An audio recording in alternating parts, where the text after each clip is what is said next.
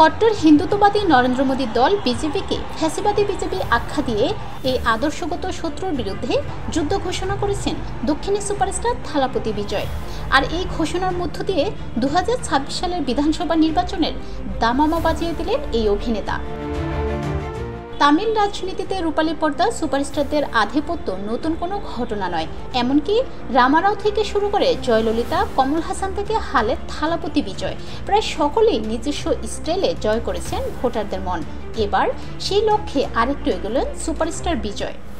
বৃহস্পতিবার মাদুরাইয়ের পারাপাথিতে তার দল তামিলাকা ভেটরি কাজাগাম টিপিকের দ্বিতীয় রাজ্য সম্মেলনে হাজার হাজার সমর্থক জড়ো হয়।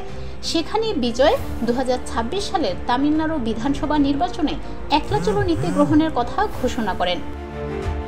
শুধু নিজে লড়ার ঘোষণাই নয়, পাশাপাশি রাজ্য নির্বাচনে কোনো জোটের সম্ভাবনাও উড়িয়ে দিয়েছেন তিনি।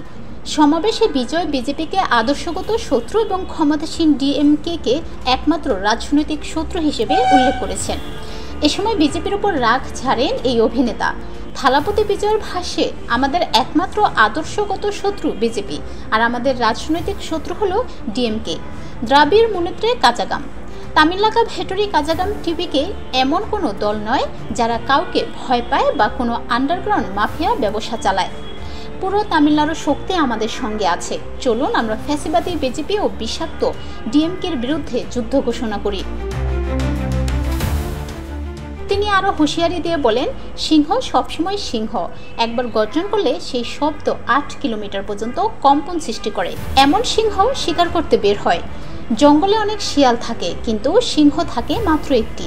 সিংহই জঙ্গলের রাজা। সিংহ জানে কি করে টিকে থাকতে হয়। মোদির সমালোচনা করে বিজয় বলেন, আপনারা হয়তো ভাবছেন 2029 সাল পর্যন্ত আপনাদের যাত্রা মসৃণ হবে, কিন্তু আমি স্পষ্ট করে বলছি, পদ্মপাতায় যেমন জল আটকে থাকে না, তেমনি তামিলরাও বিজেপির সঙ্গে থাকবে না।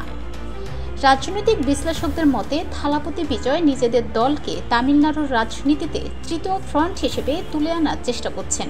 প্রসঙ্গত, গত বছর তামিলাকা ভেটরি কাজাগাম টিভিকে প্রতিষ্ঠার মাধ্যমে আনুষ্ঠানিকভাবে রাজনীতিতে প্রবেশ করেন দক্ষিণী সিনেমার এই সুপারস্টার। এবারে তিনি প্রথমবার নির্বাচনে অংশ নেবেন। তামিলনাড়ুতে বিধানসভা নির্বাচন 2026 সালে অনুষ্ঠিত হওয়ার কথা।